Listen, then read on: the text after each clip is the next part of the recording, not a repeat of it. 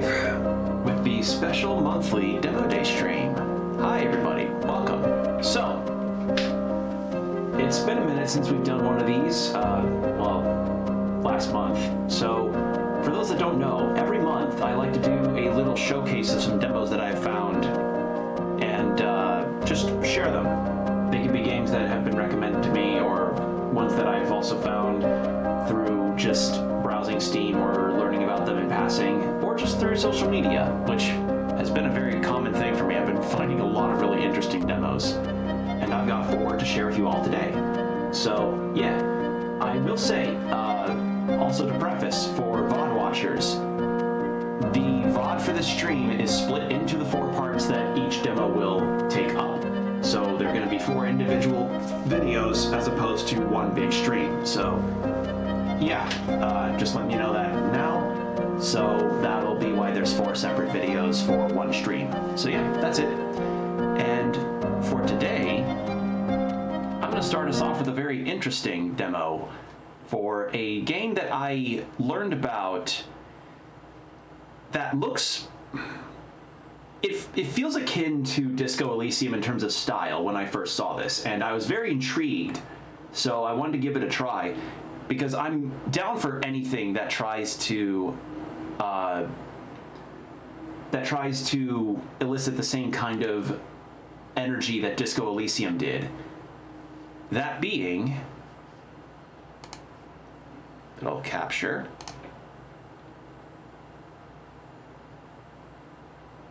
Come on, don't be shy. Give it a second. There is no audio for the menu, which is interesting. Display. Full screen. Oh, that would explain it. There we go. All right, so this is Rue Valley, which is a CRPG, again, as I said earlier, Disco Elysium style. And from the synopsis I had learned... Oh, and heads up, actually, this game's coming out in November, like November 11th, so this will be out in less than 2 months. So if you're interested in this game, there you go. So you're trapped in a time loop, surrounded by a cast of characters and dealing with their the complex emotional stories around you. So it's a time loop game through a Disco Elysium lens. So yeah, I am very intrigued as to how it could play out. And I think, once more, I was browsing through Steam to look for demos that I wanted to try out, and this one popped up, and I was like, oh, this has a pretty cool looking aesthetic. Let's give it a go. So here we are. Let's start a new game. Oh boy. Ooh, first off, I love that portrait. That's a nice, nice portrait.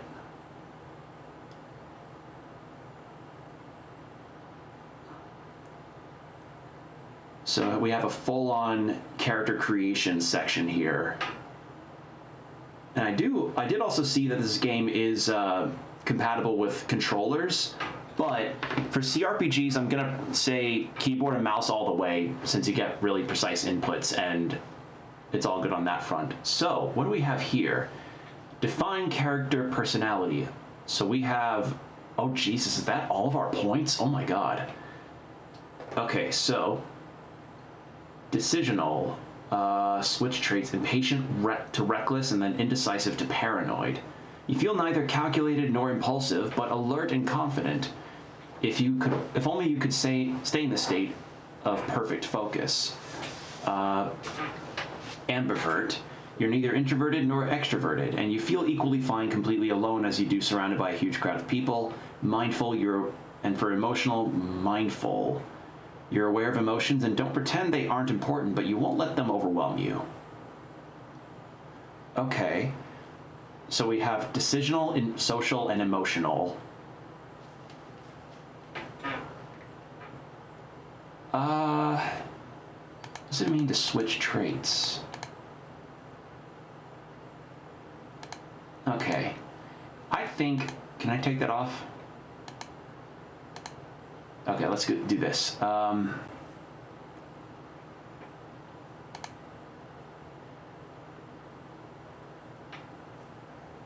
I like that your description for your character changes as you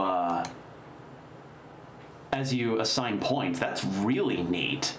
You wouldn't really call yourself calculated, but you just prefer to think before you act. Yes, you're somewhat calculated, but what's wrong with finding patterns and recognizing connections?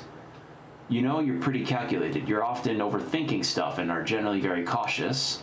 You are very calculated. You have a plan and a backup plan, and you'll keep reevaluating and upgrading both of them, even when it comes to trying your new shoelaces.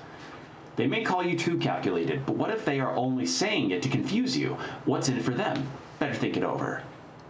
I like that. That's fucking cool. Oh, so I have to see what the max is for the... I have to read what the rest is. Your behavior could barely be described as impulsive, but it's true, you're not afraid to follow your gut. Sure, sometimes you act a bit impulsive, or as you like to put it, you're quick. It saves you time and energy. Being called quite impulsive is just another way of saying you're a doer, not a thinker. Yeah, definitely not a thinker. You are a very impulsive person, no question. Why make plans at all when you either change or abandon them mid-execution anyway? You're so extremely heedless and restless, you probably won't finish reading this sentence. That's fucking awesome. I love that. Is it possible to have ranks in either? Okay, no. You either put it in one or the other. I thought I could have like a mix of the two. I'm gonna go with about a 3 here. Or maybe,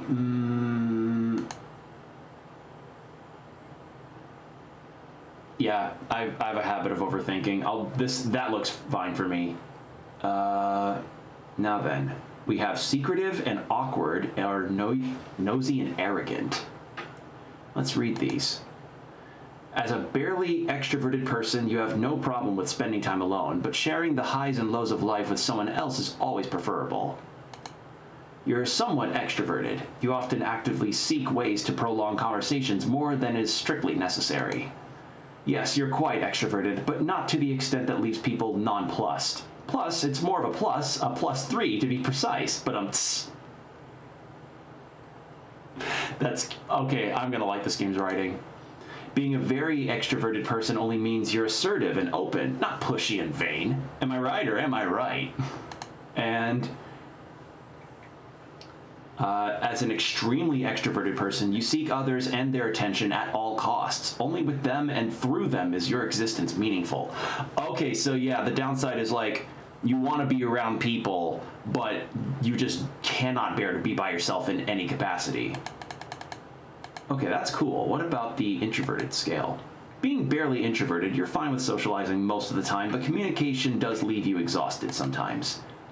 As only a somewhat introverted person, you can endure being in the company of others, but you can't perfectly hide how you really feel about it. You're quite introverted, but you still enjoy being in crowds sometimes. 2 could be considered a crowd, right? And as a very introverted individual, you neither enjoy nor know how to communicate with others, especially strangers. You're so extremely introverted that you'd rather avoid the company of others altogether if it was possible.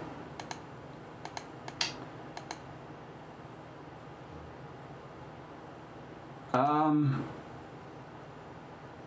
gonna go with that there. Like, I'm a bit introverted, but I'm not like, I don't reject the idea of social events. I literally went to a concert like a day ago, so I'm okay in crowds, but I do like my me time. Now let's see. Emotional. Sensitive. You're not that sensitive, but you're not afraid of embracing emotions, both your own and those of other people.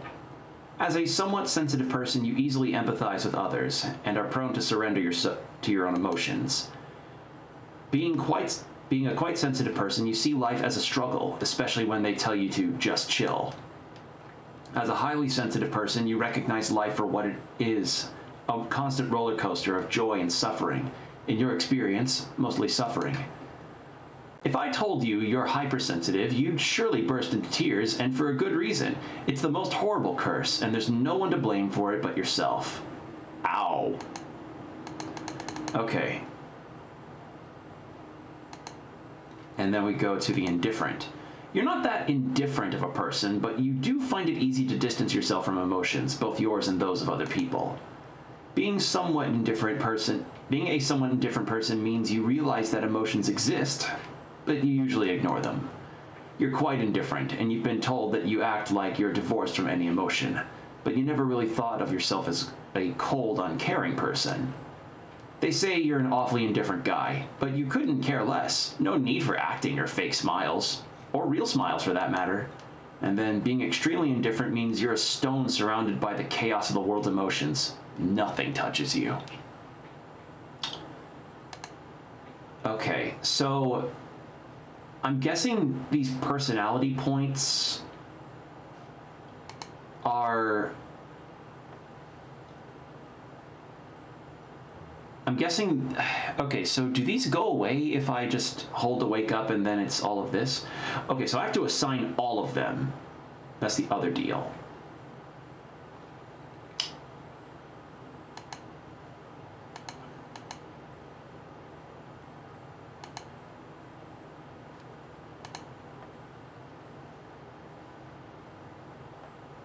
Okay.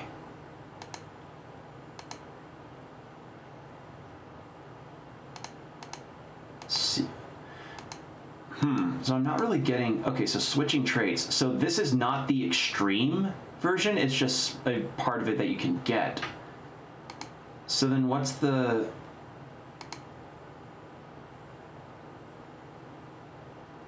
So I'm trying to figure out what the difference is when it's like...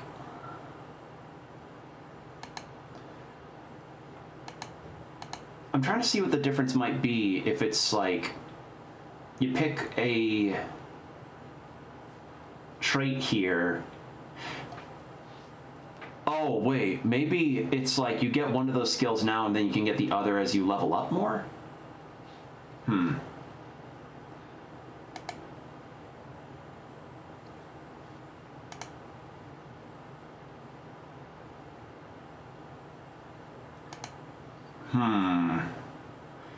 Yeah, the problem is that, like, you can't really mix and match on either side of these. They want you to spec into one particular aspect of it.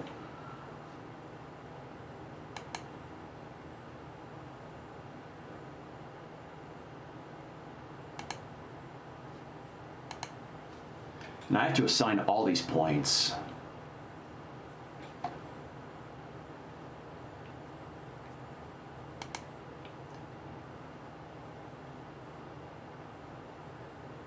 I'll probably, let's go with, I feel like I don't want you to be like a regular, I should have a higher spec into something. I kind of want to do this. This feels like it works. Yeah. Plus I get both of these, which will work. Or,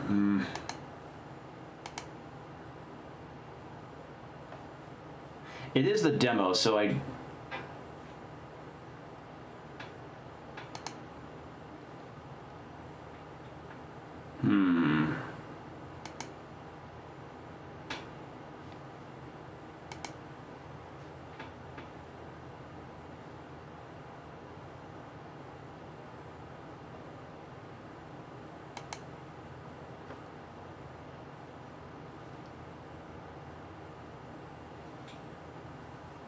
The struggle, especially when people need to tell you to just chill.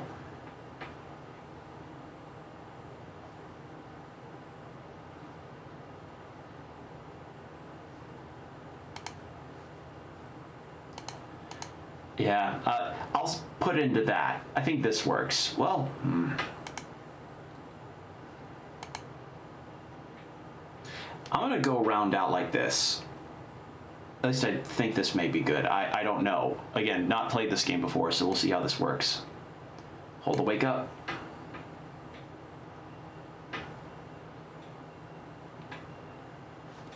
actually, before I do anything else,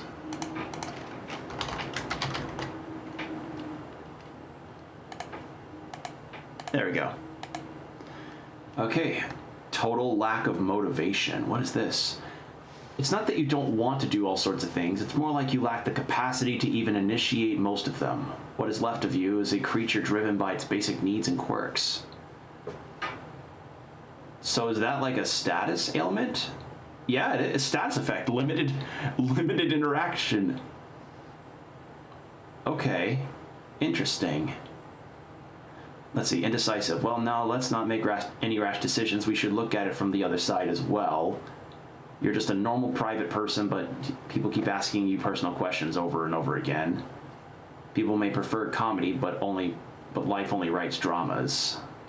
Interesting. Frenetic sound of a century-old clock nudges you back to the present. The stale air perfectly complements the image of the old motel room.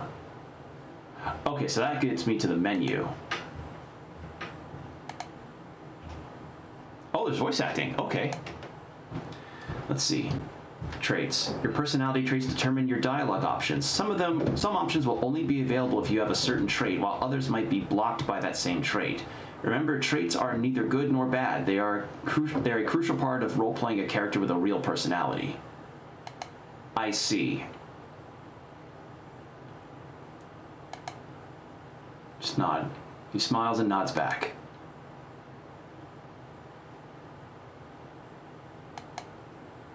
Red ribbons on the character portrait show the status effects your character currently has. Status effects have a negative impact on your personality and dialogue options. Slight lack of motivation. You'd rather stay in bed all day instead of attending this farce they call therapy in the middle of nowhere.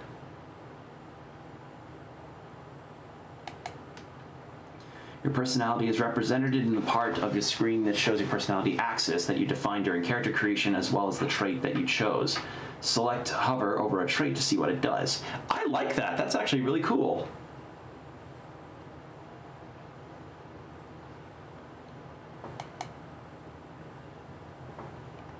Silence befalls the room. A muffled clang sound comes from outside, only making the moment more uncomfortable.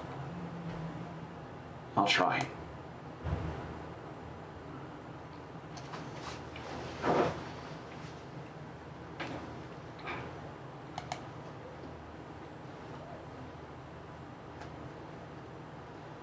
Can't you simply state that I'm fine so we can both move on with our lives? Is another session really necessary? I was hoping this would be a one-time thing. Why do we have to do this here in the middle of nowhere?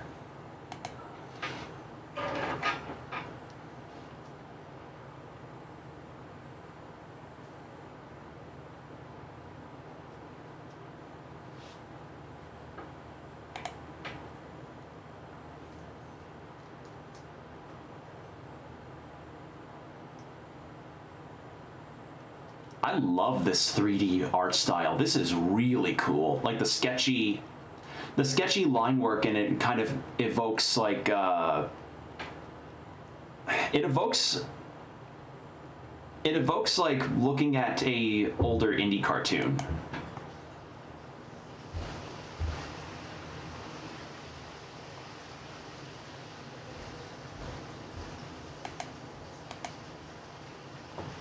Can't you simply state that this will be a one-time thing?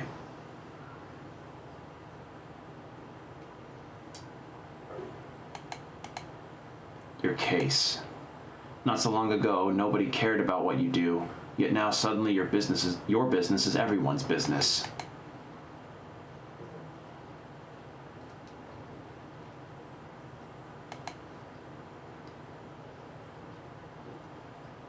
Just to finish it out. He looks you straight in the eye.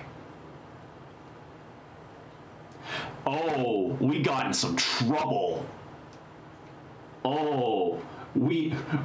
Okay, so player character here got in some really big legal trouble and has a court-ordered therapy session. Oh.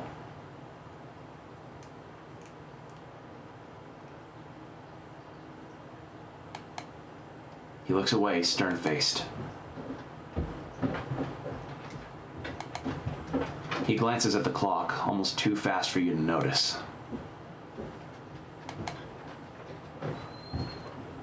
Through the door, you hear that sound again. Okay, get up and leave.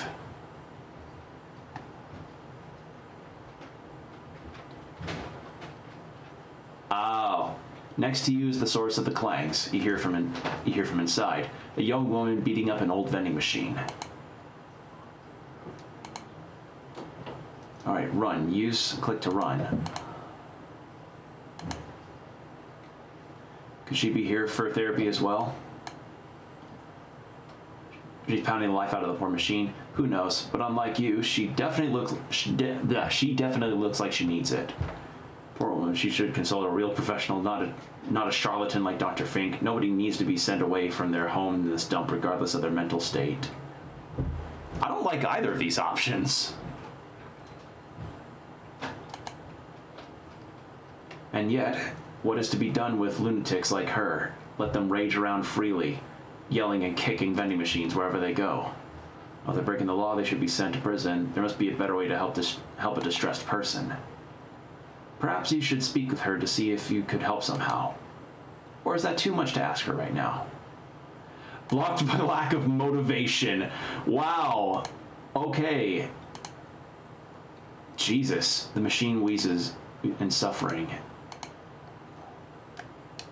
Aha! I even right-click to highlight objects I can interact with. It's coiled like a sleeping serpent.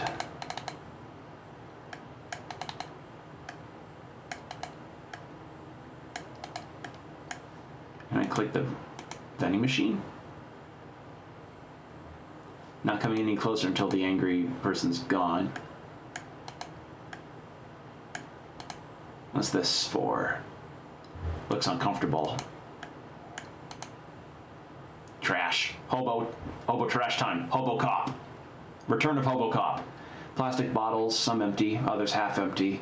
A partially eaten breakfast, some old clothes, torn and faded, all covered in a mixture of grease and spoiled orange soda. Amid this murky pool, you catch a glimpse of your own face. Stomp your distorted image in the puddle. Smudge the reflection with your foot.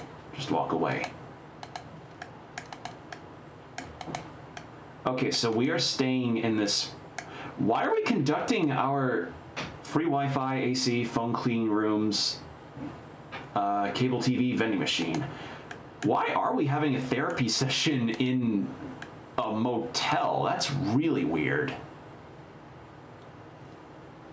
The transformer is buzzing softly. Yeah, this is bizarre.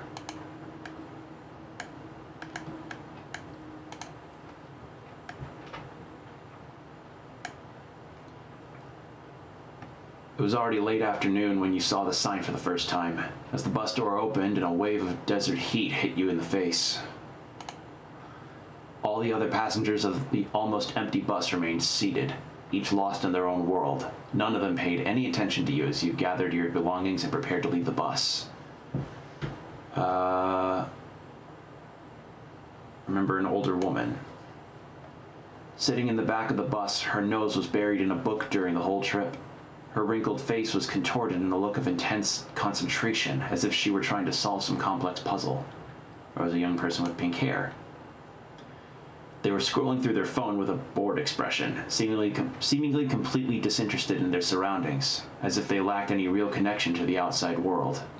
A burly man with a thick beard left an impression.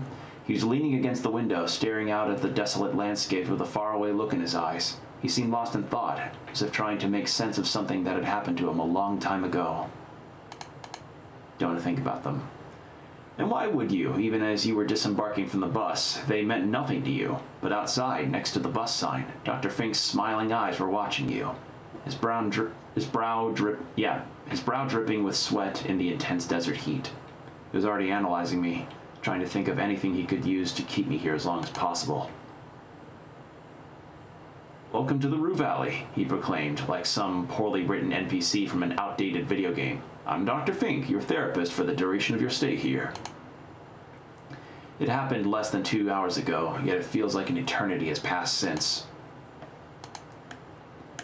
So yeah, we got in court trouble and we have to do therapy. So yeah, sweaty brows in a desert. Why in a desert? All the attention of the girl behind the counter is occupied by the ongoing phone call. Also, we have an ad break starting in about 4 minutes. She responds to the person on the other end. Try to get her attention. Oh, I'm too introverted. It's best to let her make the first move. She'll soon notice you on her own. End the phone call and ask if she can help you. That's what receptionists are supposed to do. Pretend to look at the leaflets laying on the desk and hope she will address you eventually. You grab a leaflet and stare through it, mentally preparing for the imminent conversation. You either manage to look like you're really here for the leaflets, or she simply doesn't care.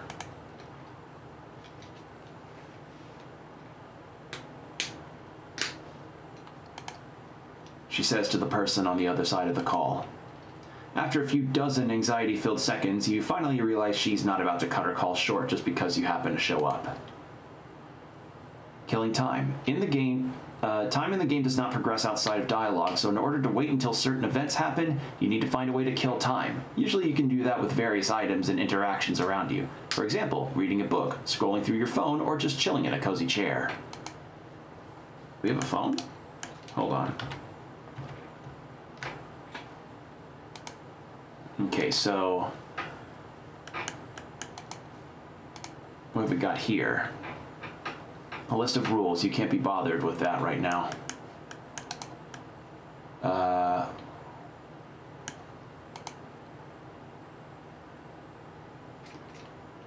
This chair looks very old but sturdy.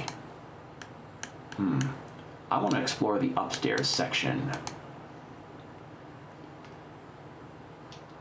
The relentless dirt has smudged and stained the glass. Beyond is the endless flat of the desert. Its vastness is hypnotizing. Okay, so I can choose to spend time in here to wait for her to be done with the call. Better wait inside, she might have another call soon. We'll sit down.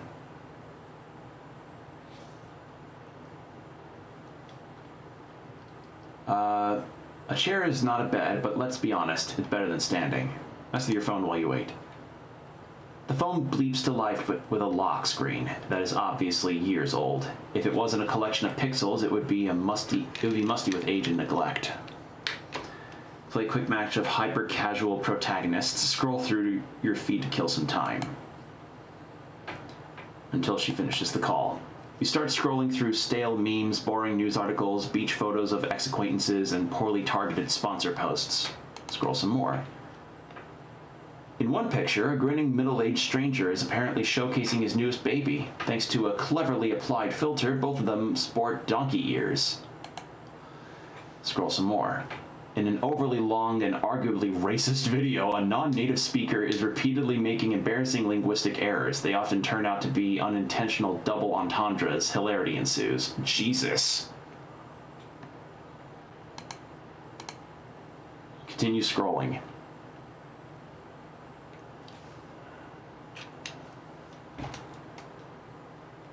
Well, so far, first impressions of this game, I'm liking the writing. The writing is funny. Alright, let's see. After a while, you realize that neither the pictures nor the posts are loading correctly. Wait for a bit to load. Nope, just blank pages, outlines of generic avatars, and empty text fields. Check the signal. 1 bar, but you could get the feeling that, if it could, it would show half a bar. Seems like all these posts were from some time ago, stashed needlessly in your phone's memory. Unless you hook up to some local Wi-Fi, you won't get much internet here. Minutes pass, but the phone call is still not at its end. Alright, well, we'll check on the internet situation after the ad break. So 3 minutes of ads, then an hour of no pre-roll, so get yourself some water, stretch, do whatever you need to do, and we'll be right back, everybody. Oh, that's embarrassing. The audio wasn't on the game. My bad. Sorry. BRB, my bad. And we're back. Yeah, my bad, everybody. I forgot to change the audio to Rue Valley. I'm used to the audio kind of being auto-changed over, but it's fixed now. You should hear the game. My bad, I did not notice it. So, yeah, we're all good. Okay, so we passed a lot of time by doom scrolling. So let's see what we've got. She says to whomever she's talking to. Can we... What is hyper-casual protagonists? What is that? The first wave of tiny bow-tie-wearing antagonists appear on your phone screen. That's one of them. You tap the one carrying a golden fork, and he instantly turns into an amorphous purple splotch. A matching splotching sound effect plays at the same time, further confirming that the bow-tie-wearing, golden fork-carrying antagonist is no more. I'm going to turn the audio down. This is a tad loud. About there. Nice.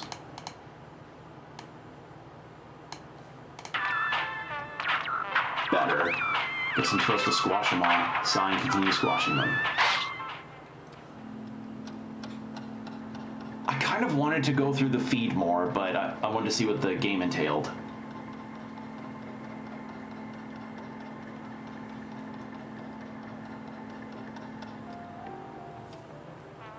As your mind spins around the absurdity of this game, and while your fingers roam aimlessly across the screen, a group of tiny bow-tie-wearing antagonists gather near the pile of boxes at the bottom of the screen. Tap the pile of boxes. Absolutely nothing happens. The little guys keep gathering around, keep squashing them. As soon as you're about to get the one with the goatee, a slightly larger antagonist with a monocle and pocket watch enters the play arena. Try to understand what's going on. You stare at the bunch of random characters on the screen, but the sense of it all escapes you. Why are they gathering around that pile of boxes? Tap the big one. You press your finger against the monocled watchman, maybe a bit too hard. The tip of your finger slips and you almost drop your phone. You look at the screen after your heart almost skipped a beat and see that the whole screen is taken up by bold fat letters saying, "Temporal disruption." What the hell is going on? The letters disappear and you notice that the whole screen is frozen. The antagonists gathered around the pile of boxes stand still in their weirdest poses. Quit the game. With a quick swipe and finger flick, the game is gone and you're back staring at your old wallpaper. The receptionist is still arguing with the internet service provider, and you're getting restless. Hi, yes, Coral Destiny Antenna, Rue Valley Motel. Oh, case number? It's 6AUG27-RVMT. I thought that was a G. Straight up, I thought that first character was a G. She says to the person on the other end. Scroll through feed some more, I guess. Wow, she is. This is probably what it's like to actually go through a really, like, bureaucratically deep ISP. You start scrolling again, hoping a small amount of bandwidth slipped through the cracks of the invisible field that connects us all.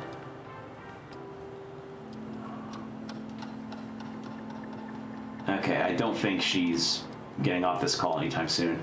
This is useless. Without an actual internet connection, you won't be able to see much. Put the phone in your pocket. Stand up. She is in this call and not wanting to get off the call at all. The text said it'd be up by noon today, but it's 8 p.m. now. There's no Indian clock, which is interesting. Well, let's take a look outside the window. Yeah, I love this graphical style too. It's got kind of like a nice comic book effect too, with all of the two-tone shading. The window is still here, as is the endless desert beyond it. Nothing has moved. Nothing has changed in your brief absence. Pass some time until she finishes the call. Beyond the empty parking lot, there's only barren desert, stretching for as far as the eye can see. Its emptiness is drawing you in. Mm-hmm. You hear the receptionist mutter, as if answering some unasked question of yours. And then you notice small patches of green hidden in the sand. It seems there's always something to be found in nothingness if you stare at it long enough. Contemplate this profound insight, try to count how many tiny bushes are out there. Smudge your sweaty fingers all over the... No! Think about this profound insight. Is nothingness just an illusion? Emptiness but a result of failure to find those little somethings hiding deep inside? Is it possible to find something even inside the most hollow thing, only by observing it over and over again until something eventually appears? The possibility unsettles you, but at the same time your mind seems to lock itself down, unable or unwilling to continue.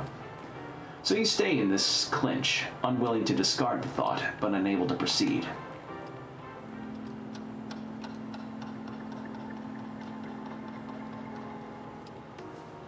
After a while, the window stops being interesting.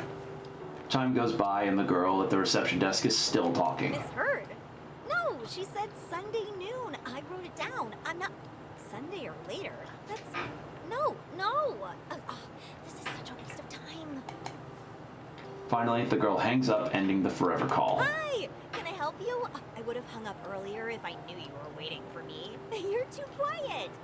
No, I just didn't feel like checking in right away. You didn't feel like it? And... I don't really feel like it. That was good, yeah. Okay, let's get you into your room. So, number 6. That's the last one on the second floor. Everything is ready for you. And... She raises her hand, holding a piece of blue and red plastic. This is your key card. Thank you. Reach towards the key card. You stretch your arm politely, hoping she'll hand you the card, but she's completely ignoring your gesture and exceedingly waving it around. Oh, I see you're confused by this. You were expecting an old-fashioned key, weren't you? Well, we've decided to modernize for a number of reasons. Listen to her story. Actually, one reason, to be perfectly honest, the guests just kept on losing their keys. It was exhausting, and my dad didn't like the cost of replacing so many locks. So, yes, we decided this to is use mean. electronic key cards. I'm rambling, come on. It's a lot to implement, but now when a guest loses their key, we only need to replace a piece of programmable plastic. Keep listening. How great is that? It makes my life so much easier. She takes a deep breath, planning to continue, but a notification sound from her phone interrupts her. She immediately grabs the phone, smiles, and starts typing a message as if she suddenly forgot she was talking to you. But after a few seconds, she puts the phone down and hands you the key card. So, here's your key card, and I'll need your signature here. She puts some kind of document on the counter. Items you pick up are stored here while not in dialogue. You can click on them to interact with them. Also, sometimes items will show more information on their icon. For example, Wi-Fi availability or battery level on your phone. Thank you. I'm here if you need anything. Enjoy your stay. So, gentle touch, the phone screen turns on again. Put the phone away. A simple key card with Rue Valley Motel and room number 6 printed on it. Okay, so interacting with items could end up yielding stuff. Oh, she's gone. An old vending machine, its metal shell bleached by the years. I don't know, I wouldn't really trust getting coffee from a vending machine, but if you have little options, then oh well.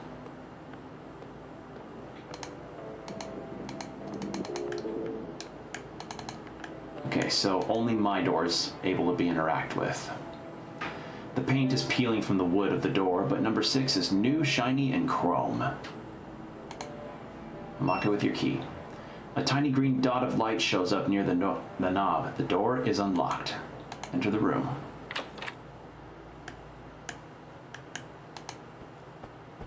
Let's try the bathroom. There are so many dark patches that this can barely be called a mirror. A small cup is on the shelf. Look at the mirror. The mirror's splotches make interesting patterns on your face. They conceal a dark circle here, a mole there, a patch of wrinkles. I know that face too well, no need to discern every little detail. Truth be told, you prefer not to look at it. Look at the mirror again. A stranger who is exactly like you is looking you straight in the eye. Alright. Nothing on the toilet. I mean, at least the shower looks like you're not having to hunch over to wash your hair, which is nice. What is this? A list of rules. You can't be bothered with that right now. Hundreds of strangers have slept in this bed, leaving behind flakes of dead skin. Still, you can't wait to jump into the sheets and contribute to the collection. Unfortunately, between you and the object of your desire, on the folded sheets lies a dusty suitcase. Your suitcase. The smallest one you own. Like, Jesus, I'm so unmotivated I can't even open my suitcase. Wow. Picking middle of the road for this really kneecaps you in terms of what you can do immediately. Yeah, it's such a chore, but the more you prolong it, the worse it will get. If you don't unpack now, it'll feel better. It'll feel even harder and more pointless to do it later. Step by step, a simple act of unpacking will become an insurmountable burden, and even thinking about it will make you feel weak and powerless. Do you really want to crawl back into that deep black pit? It's my destiny to repeat this vicious cycle of misery and regret in this fucking suitcase. Alright, let's open the suitcase and just get it done already. There's not much in the suitcase. Spare clothes, a phone charger, a toothbrush, and a couple of other items. You really weren't planning on staying here long. Well, you better see if they have laundry facilities. Sessions, Dr. Fink said. Days, or weeks. Months even. Unpack the suitcase. Oh, I see. So that's how that works. Okay, so the pips on there indicate your capacity for success and failure with you being able to have certain points in. That's a really cool idea. Interesting. You plug in your phone charger above the bedside cabinet, put your spare clothes in the closet, your slippers next to your bed, and your toothbrush in a cup under the bathroom mirror. And now that the suitcase has been dealt with, this motel room is officially your home. More like a prison. Well, now, you could describe it that way, too. Did anything change in the bathroom since I put the toothbrush there? No. God, I love the environment look in this game. It's so good. Despite the tight sheets and crisp-looking pillow, the bed reeks of dust and age. Fall onto the bed. Yeah, bed test. You fall onto the bed with all your weight. It croaks and squirms, and a cloud of dust and skin particles rise up. Ugh. As soon as your head touches the rough pillow, though, tiredness overwhelms you. Coming to this nowhere motel to attend therapy you don't need has drained you both physically and mentally. What happened that had us get here? You are desperate to get some sleep. Yet after weeks of wakeful nights, you know it won't come that easily. Mess with your phone. With a gentle touch, the phone screen turns on again. I'm not playing more of that game. Close your eyes and sleep will come.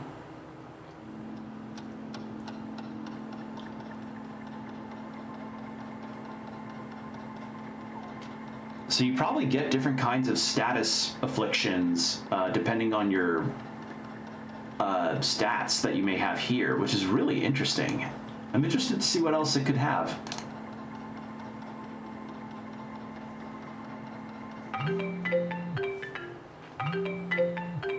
Check who's calling. The screen simply says, unknown number. You feel betrayed by your own phone masking the identity of the mysterious caller. Put it on silent and ignore it. You silence your phone as the mystery of the caller's identity gently teases you. I've seen too many spam calls, and if I don't recognize the number, I don't really want to. Close your eyes again. Trust me, if you work retail and answer phones as well, like scam calls are just shit you have to deal with, and if you don't recognize the number, chances are it's likely a scam. There was one for solar panels that was going around a while back that was pretty rampant.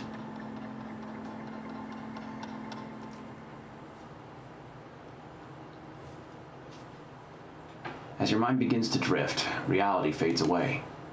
For a precious moment, there's only darkness and silence, but your mind refuses to calm down, and soon your thoughts start chasing each other in circles. Whoa! Mind map memories. This is your mind map. It is a representation of all the memories you have and how they are connected. When a new memory is available, you can recall it by clicking on it to activate it. Once the memory is activated, it can open dialogue choices in relation to that memory. Image of a young woman flashes before your mind's eye. She's punching and kicking the old vending machine. Could she be here for therapy as well? Ignore her. It is what it is. You have nothing to say, nothing to do, just the bare minimum. Okay, and this is...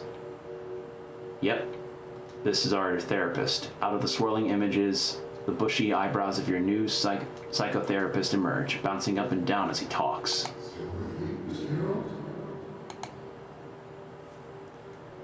Are you conserving your words or hiding the fact that you just don't have any?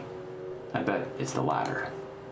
So, Dr. Fink, I think was the name? You hear a familiar sound. It's your annoying ringtone, the one you promised yourself you'd change ages ago. Now, why would anyone answer a call coming from an unknown number, right?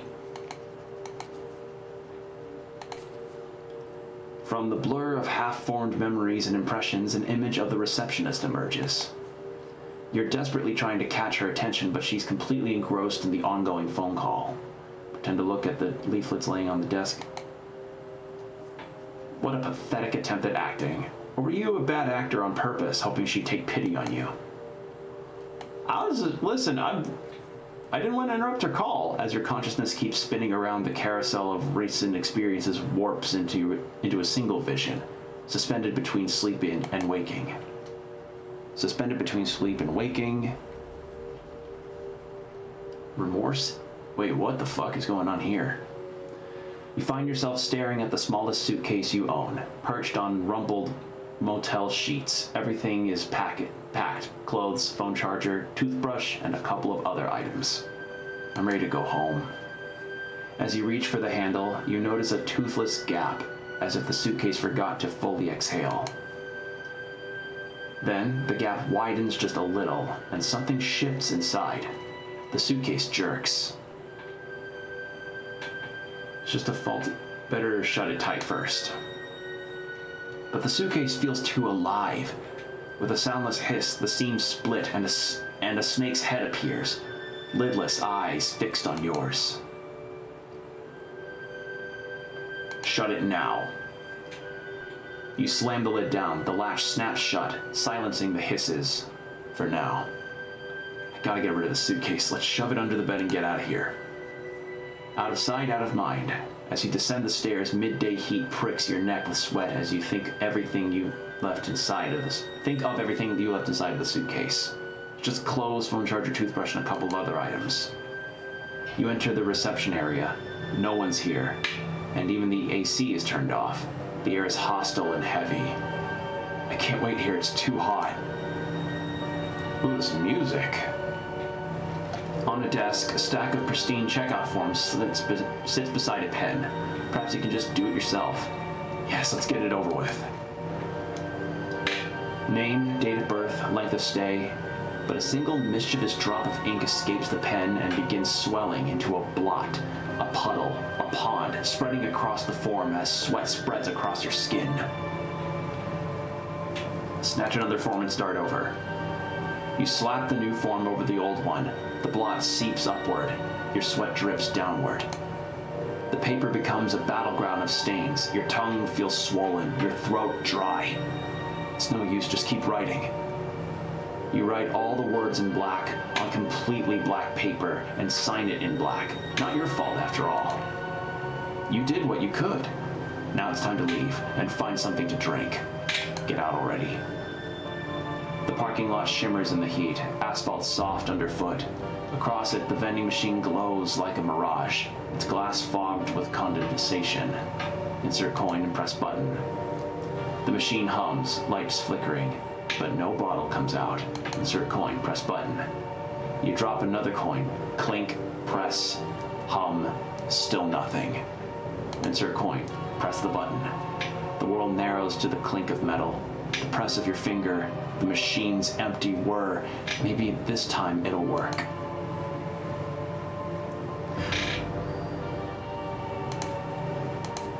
The checkout. Oh, that's creepy. I like that. You try to leave the Stan Motel and all that therapy nonsense behind, but everything keeps falling apart. Not enough willpower. Don't worry, it wasn't even a real memory. But it is an embodiment of my feelings. More like random neural activity in your brain. Synapses sparking from nothing. Best forget about it. I just know it's important. Could be, but are you strong enough to remember it? Brave enough to confront it? Not yet.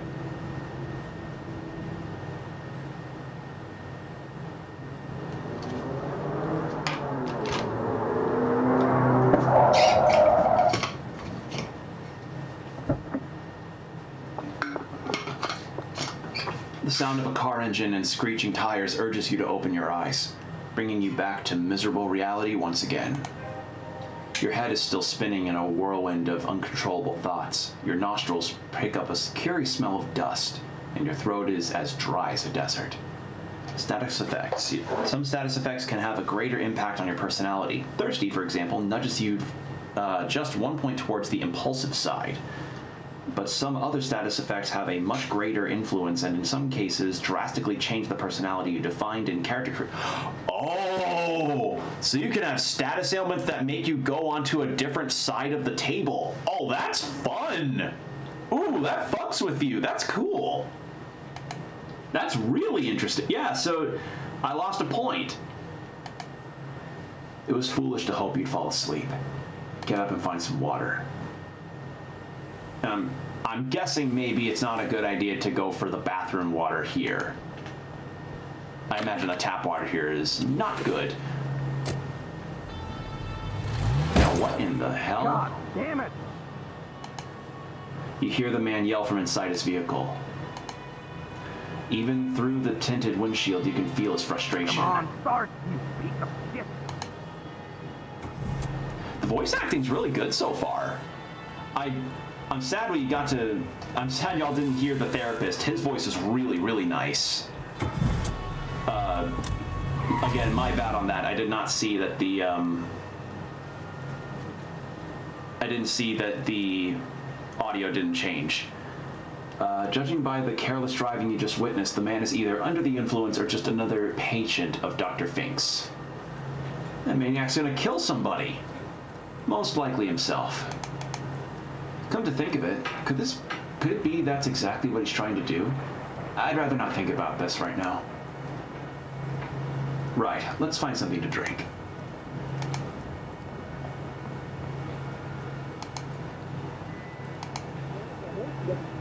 Oh, that's a clever, cute detail. If it's raining, he puts his hood up.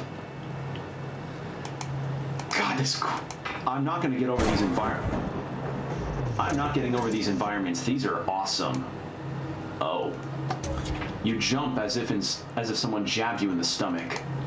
For a split second, the whole world was exploding, but it was just a thunderclap, the loudest one you ever witnessed. At least my reflexes still work. Well, as well as your heart, it's racing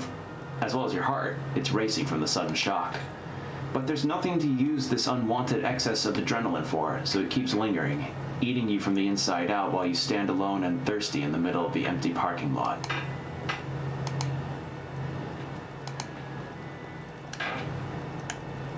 Alright. Let's get some water. The battered machine seems to be decades old, except for a newly installed, comically large red button. Check the label on the reddish button. It reads, "Drinking water for people of Rue Valley, free of charge, courtesy of Coral Destiny." Press the reddish button. With a bang and a clang, the machine vomits out a bottle of water. Take the bottle of water. The almost frozen plastic feels slippery in your sweaty hand. You can't wait to drain it of the precious fluid.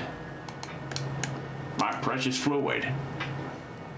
Ah, good old precious fluid. put some change into the machine. You're immediately met with great resistance. Something is stuck in there, possibly another coin or chewing gum. Try to force the coin in the machine. Maybe you'll be able to get it unstuck. Push and wiggle that coin all you want. It has lost the duel before it even started. You won't be able to fix the machine this way. Okay, so no other drink but water. But hey, at least water's free out of the vending machine. Shit, there's like vending machines that... There's vending machines I've been seeing around that have water that are like $2.50 a bottle, and that is fucking ludicrous. Now what?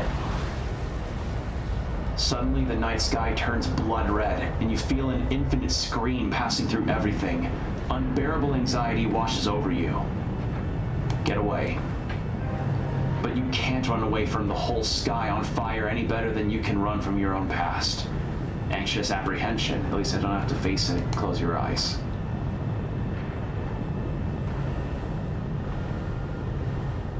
How do I let go of it? That's easy. Simply let go of yourself. Nobody can stop being themselves. The receptionist says whimsically, emerging from the whirlwind.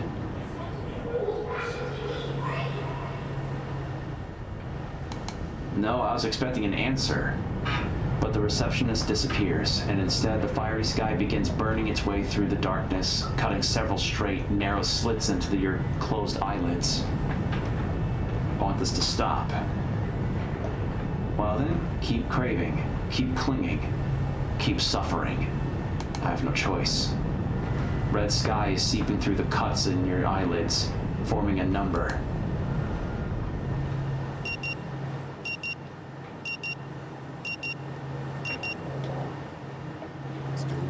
Mr. Harrell? Oh, we're back. Oh, that's how this works. Oh. Stop the carousel and focus on something else.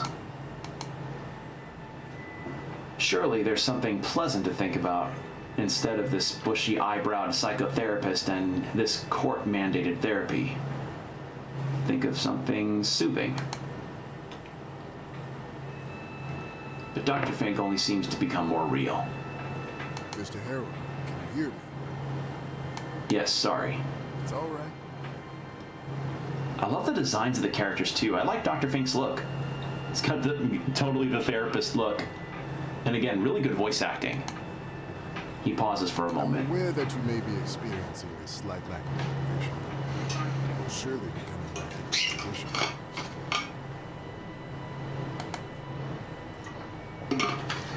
Lack of motivation? That's the least of your worries while your mind is filled with this crushing, overwhelming sense of impending... Wait, do you hear that? A muffled sound of metallic clanging from the outside diverts your frail attention. For some unknown reason, your heartbeat accelerates and cold sweat appears in your armpits. At all times, if possible. The doctor finishes, apparently expecting some sort of answer from you. I'm terribly sorry, my mind has wandered off. Could you repeat that, please? He smiles. No worries, Mr. Harrell. You seem to have had enough talk for today. He stops and gives you a concerned look. Mr. Harrell, you're shaking. Are you feeling unwell? Well, you endured the whole session stoically so far, but this one moment of anxiety, it could completely ruin your chances of being sent back home anytime soon. Try and act like the stable, well-adjusted person that you are. Okay. I see. So, yeah, it has to fit within the margins of the check, because if it's too much, you fail. If it's too little, you fail. So it has to... That's... Wow. So you have to be exact on it. That's really cool. I like that. You open your mouth with the intention of convincing him that you're fine, but the stress is just too high to control. So yeah, we are now... Well, no, that's... Yeah, okay, so that's... You shouldn't trust them, but keep in mind you shouldn't trust me either. Most of all, you shouldn't trust yourself. I don't trust anyone. I don't even trust my shit myself. This shit ain't nothing to me, man. So we gain these traits as we keep going. You're just a normal private person, but keep asking questions. Yeah. I see. Cry your heart out, panic, hyperventilate, repeat. Cry. Your face wrinkles and spasms and tears burst out of your eyes suddenly, as if a pressurized canister full of ocean water has been ruptured by a stray bullet. I'm gonna turn that down a little more. Mute when focus is lost. Oh, so this would mute. Okay, so you can turn on and off if the game mutes when you tab out. That's more games need this option. I love that. It's all right to let it out. You recognize great compassion in his voice. Gradually, sob by sob, you calm down and your breathing slows down to its usual There tempo. are tissues on the table if you need them. Thanks, use a tissue. Feeling a little better? He smiles. He pauses for a moment. May I ask, how is your sleep these days? I haven't slept in months. Is that so? He seems to inspect the dark circles under your eyes. Well then, you happen to have trouble falling asleep tonight? He opens his hand, revealing a single purple pill lying on his palm. There's no reflection in his glasses. Above them is a pair of bushy eyebrows. Reach for the pill. Remember, what I'm giving you is a mild, non-prescription, herbal hypnotic drug. Nothing more. Take the purple pill. Hopefully it'll help you calm down and get some rest tonight. We'll continue tomorrow. All right then. Now, you only need to pick up the key card for your room. And I'll call the receptionist to make sure everything is okay. Sounds good? Thank you. Get up.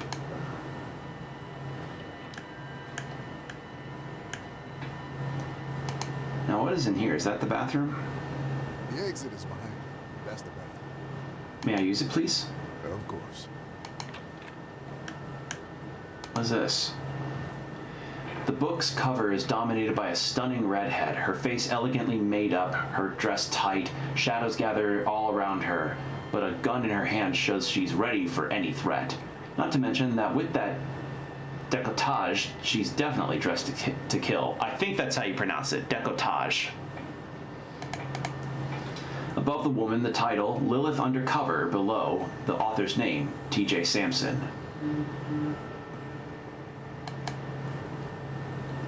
I wanted to check out, okay. A man with eyes red from crying meets your gaze from the other side of the mirror. He looks exactly like you, but somehow doesn't feel like you. What's happening to me? You must have gotten lost in thought for a moment while the doctor was speaking. It couldn't have possibly happened more than a couple minutes ago, but it feels like an hour has passed since then. And then, the sound of that old alarm clock awakened you from a daydream you can't remember, and this overwhelming tsunami of dread appeared out of nowhere.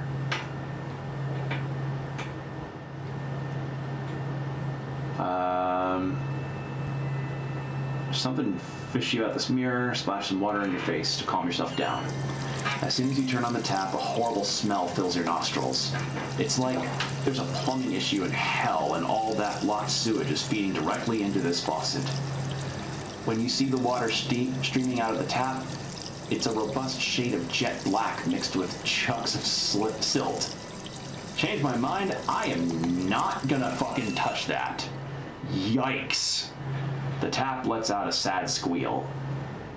There's something fishy about the mirror. Good eye. Could it be that there's a hidden camera behind the mirror and he's secretly recording his patients? Impossible. He wouldn't, or would he? Only one way to find out. You open the cabinet door carefully, but there's no sign of a secret camera inside. Instead, you find toothpaste, a roll of toilet paper, and a bottle of whiskey? I'll read the label, but I'm not taking it. You do not take another person's liquor. In a purple, old-fashioned font, it says, Numb Night Sour Mash. The recipe stays the same. 40% alcohol by volume, 80 proof. Okay. Sounds like it'd be a good rye. Leave the bottle. I'm not stealing his bottle. Better, and worse yet, I am not taking that bottle and then having that with the pill. That'd be a very bad idea. A bit better now? A bit. That's good to hear. See you tomorrow, Mr. Harry. Leave.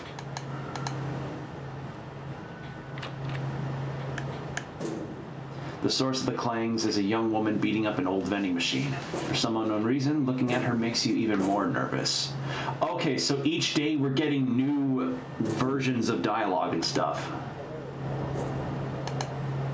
Give me my coffee, you jerk. She's still wailing on the poor machine and is driving you crazy. Just get away from her.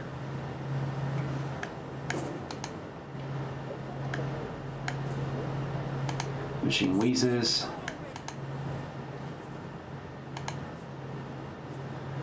Dr. Fink told you to take this pill if you have problems falling asleep, but you don't know what's inside. Could you really trust him?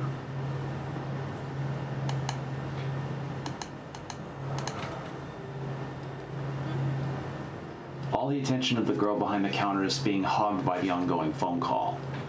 Of course it's urgent. Our guests don't have Wi-Fi, the credit card machines are dead, we can't...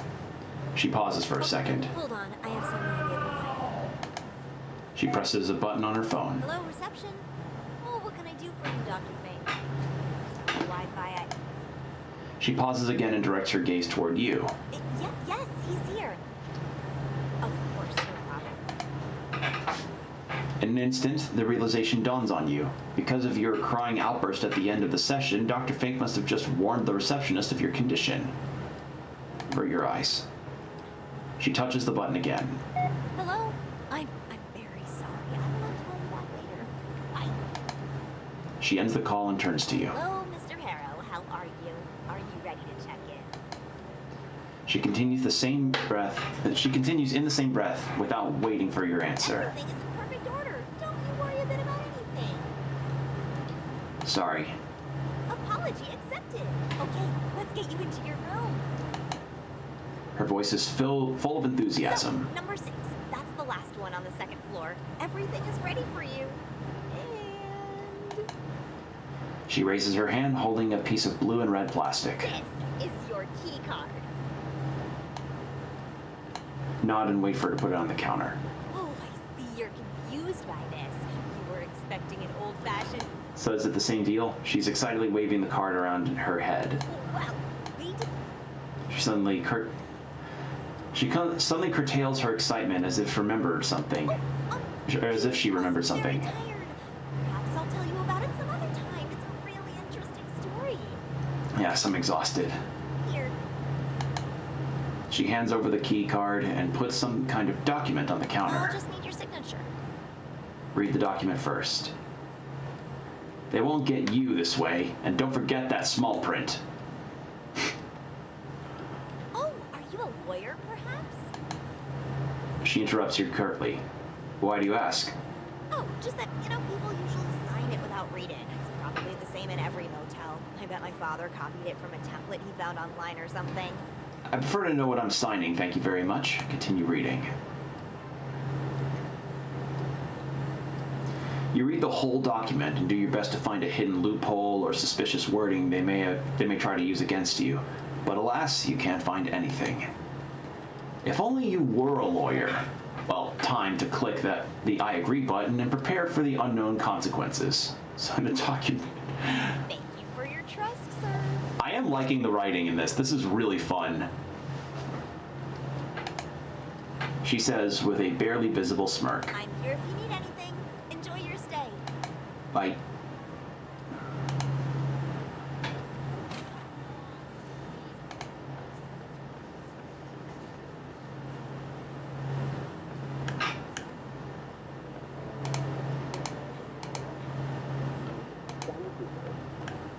Okay. So I wonder now how different things may go. The panes peeling from it, shiny and chrome. Unlock the door and enter.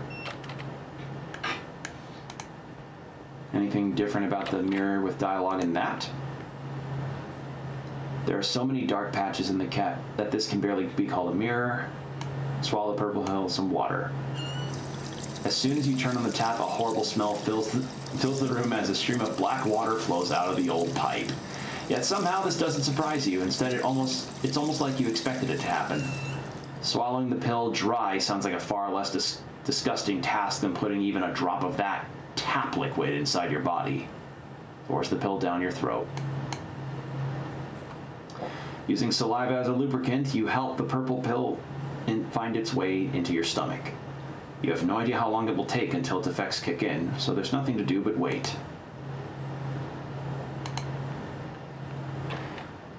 We can't get a water from the machine because that lady's still trying to get her coffee. Your dusty suitcase, the smallest one you own, is lying folded on the folded sheets. Everything about unpacking right now is making you feel terrified. Why am I afraid of unpacking? Perhaps you're scared of what you might find inside, or maybe worried that by unpacking you accept that you're going to stay here for some time. What could be inside? You. Perhaps I should relax in the armchair instead. I'm too anxious to open my suitcase.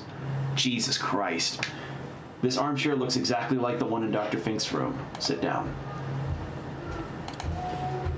All you want is to sleep, but unnerving restlessness is gnawing at you from the inside, like a colony of termites munching on a piece of dead wood. Stare at your suitcase. What a pitiful, inert object. It's full of my stuff. Stuff? Clothes, phone charger, toothbrush. Might as well be empty. But it isn't. And it won't ever be without your help.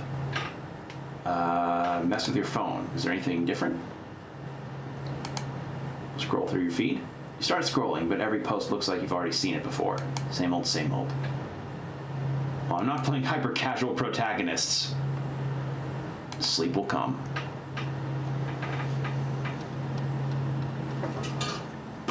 Drink a little water.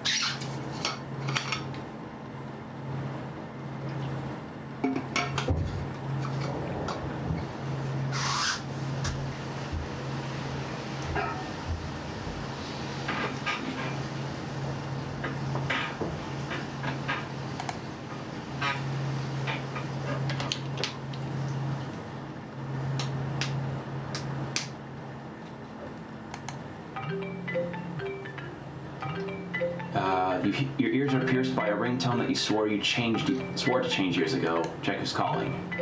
The screen simply reads unknown number. You feel betrayed by your own phone masking the identity of the mysterious caller. Let's answer it this time. Hello, sir. Am I speaking with Eugene Harrow?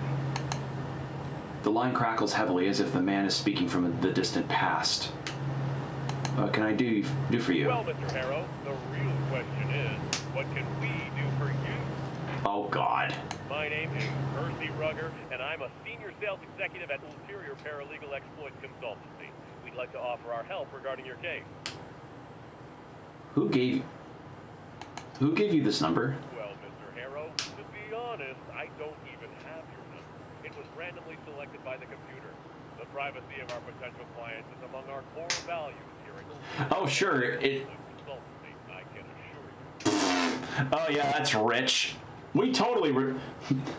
It's privacy of our potential clients is so important to us that we invade your privacy by cold calling you out of nowhere from a randomly selected computer list. Fuck off. Now, if my information is correct, you have recently been unjustly forced to participate in treatment which, in our opinion, may have consequences not aligned with your best interests. I'd rather not talk about it. Mr. Harrow, I completely understand how you feel. Even for me, it's hard to talk, hard to even think about the injustice that has occurred. But we will work together to put an end to this undue response to your, well, unique situation. Yeah, like, I think I just have it's shit like this that makes me not want to answer my phone too frequently, because, like, I get spam calls out the ass, and I also get, let's see, what were some ones that I'd gotten? Oh, I'd gotten a number of spam calls that would be about, I think either like Verizon or Comcast internet, to be like, hey, you need to update your Comcast, or like something about your, like Comcast payment, when, you know, I don't use Comcast. Comcast is not what I use for internet. So, yeah, you know, a lot of these are just like, their computer systems rang up a bunch of random numbers, and then they just start cold calling you out of nowhere with the marketing team, or those automated calls, or the solar panel ones that I mentioned before. There was a bunch of calls that I had experienced where it was someone claiming to be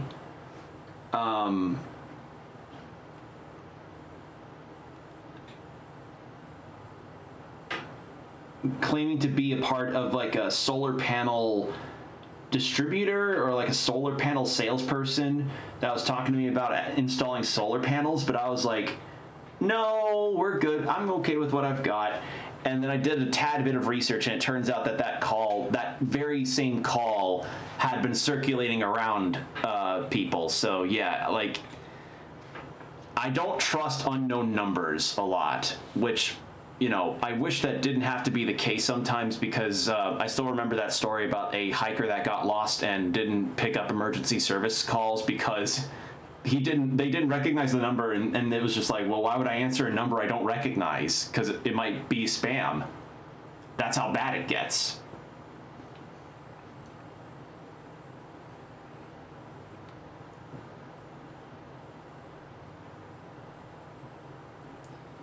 All right. So yeah, unique situation. I mean, we have only known each other for a couple of minutes, and I can already see what a strong... Okay, this guy's talking you it. are. You know what you want, and nothing will stop you from getting it. So I presume you're ready for the next step in our cooperation?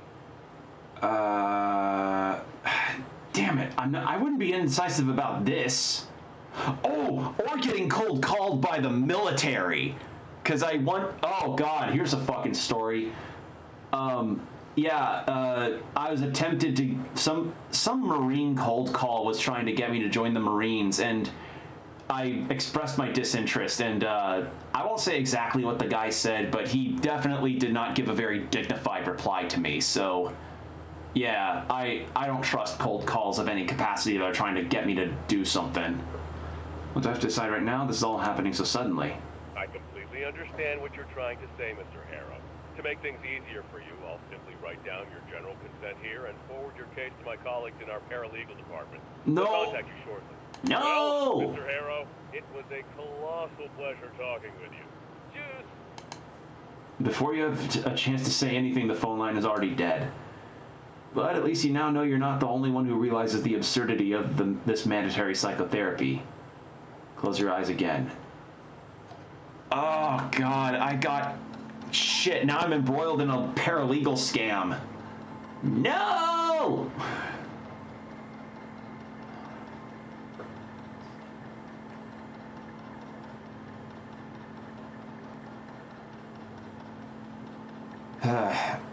That cold call probably doesn't even have a catchy early 2000s commercial jingle. As your mind begins to drift, reality fades away. For a precious moment, there's only darkness and silence, but your mind refuses to calm down, and soon your thoughts start chasing each other in circles.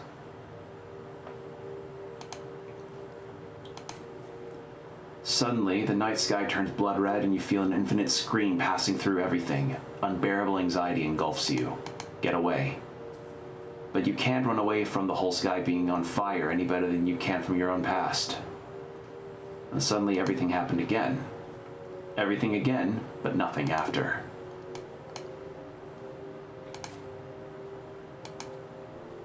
Okay, so I'm checking a lot of the new events. You received a phone call from Percy Rugger, a senior sales executive at Ulterior Paralegal Exploits Consultancy. For a split second, the whole world was exploding, but it was just a thunderclap, the loudest one you ever witnessed. Does my reflexes still work? As well as your heart, it's racing from the sudden shock. Sudden shock, and judging by the careless driving you just witnessed, the man is either under the influence or just another patient of Dr. Fink's. When did this happen? This evening, but later. The meaning of what you've just experienced is still hard to grasp. Is this some weird deja vu? The memory seems so real, and yet these things clearly never happened. Have you actually gone completely mad, and they were right to send you to Dr. Fink?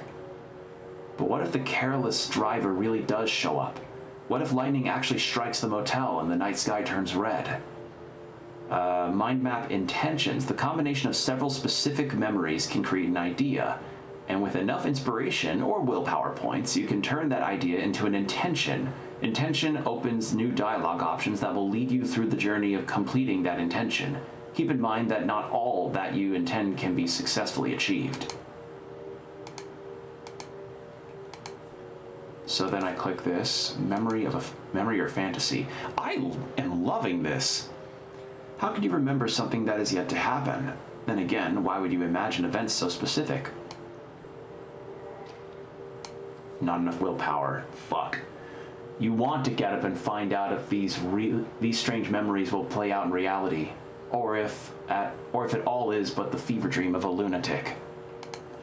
Yet, you can't. It's all too much. All you really want to do is forget you ever had these weird visions. To forget about being here. To forget about the incident. Stay in the armchair forever.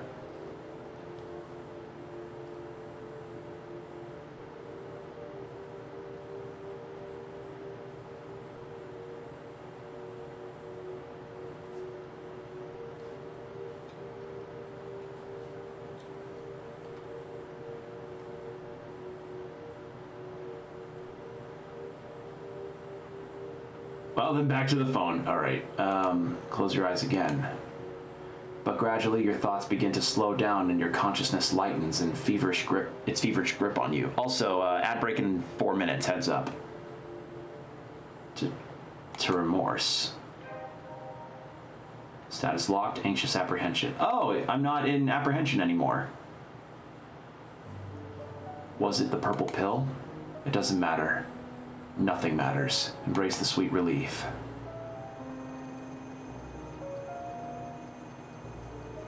Like a leaf on the wind, you're tossed this way and that.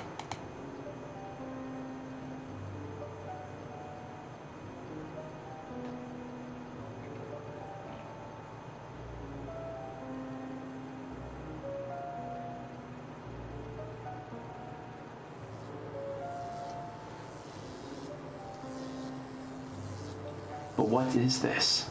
A tiny spark of light seems to have taken root deep inside you. It must have broken away from that mighty forked bolt of the brightest lightning you ever saw earlier.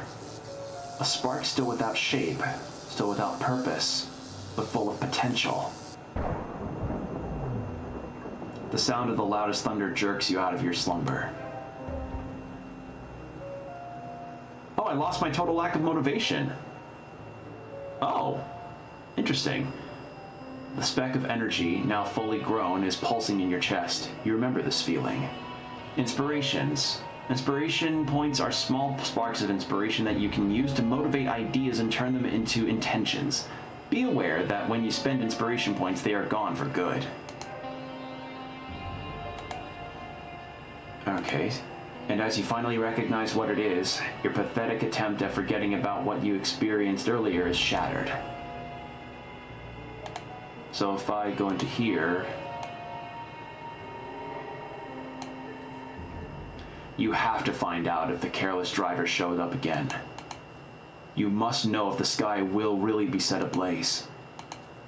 You need to see if everything will happen again, and if it does, you need to remember. Get up. Active intentions. Here you can see your active intentions. Select and hover over them to see more details about how to complete them. Clicking on an intention will open the mind map that the intention is focused. Okay. So if I go to the mind map, the loudest of thunders happens as you foresaw. So are the other strange visions real too? Did the careless driver visit the motel while you were sleeping? Will the sky turn red?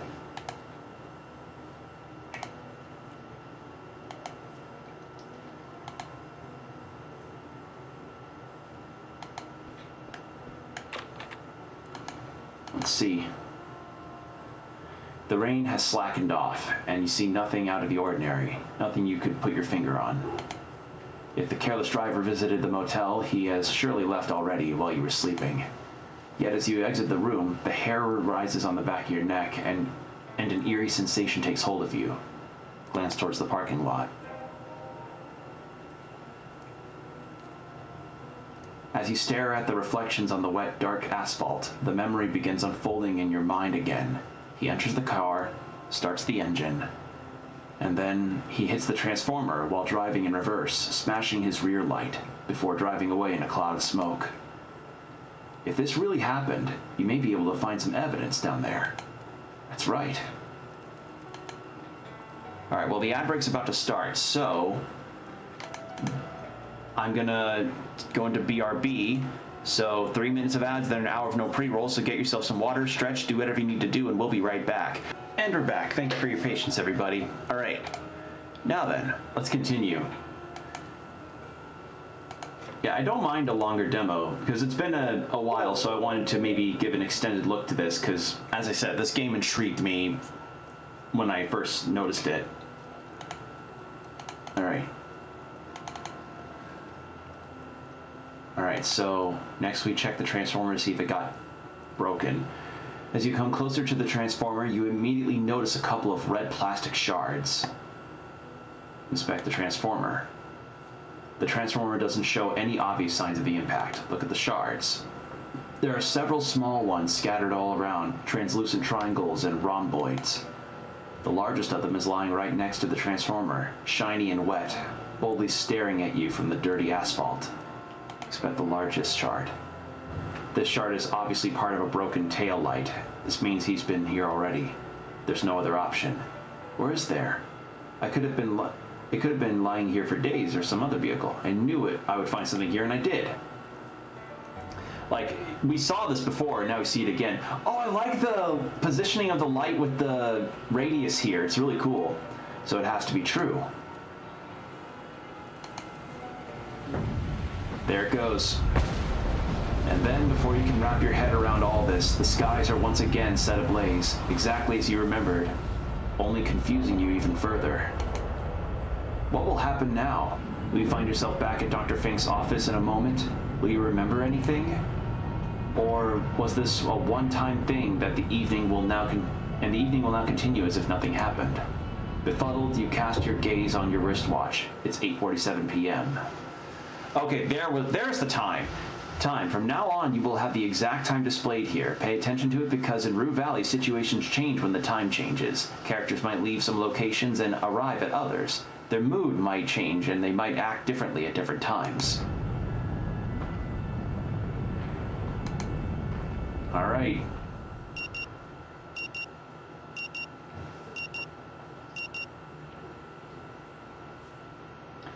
The frenetic sound of the alarm nudges you back to the present. Still with me, Mr. Harrow? Nod. Mr. Harrow, I am aware of a slight lack of motivation that you may be experiencing. Lack of motivation?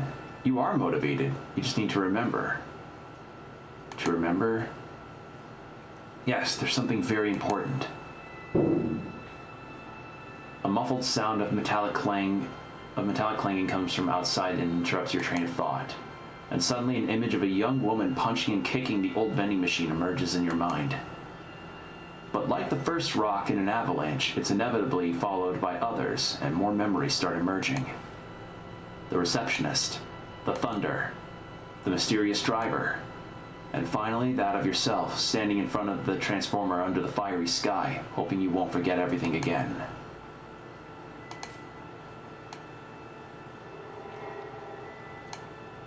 As you struggle to put the memories in the correct order, your mental fog dissipates, and two simple words form on your lips. Time loop. Gained an inspiration. Time loop? Dr. Fink's voice pulls you back from the old motel, back to the old I motel. don't think I follow, Mr. Harrow. Would you care to elaborate?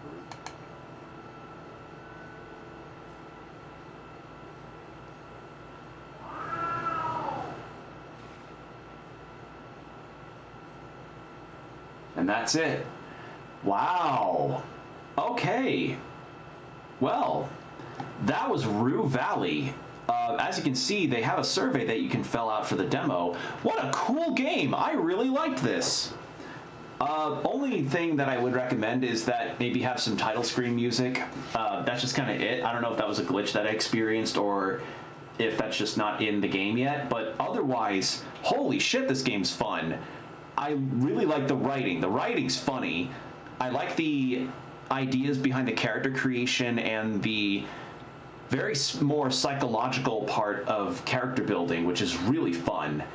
And, you know, we're in a time loop trying to figure out why we're in a time loop alongside, I guess, figuring out our own mental situation, and why we're also in a court-mandated therapy. But yeah, that was really, really fun. So, if this has intrigued you at all, please go give this a wish list. This game will be out on November 11th of this year. So, yeah, Root Valley, cool, nice stuff.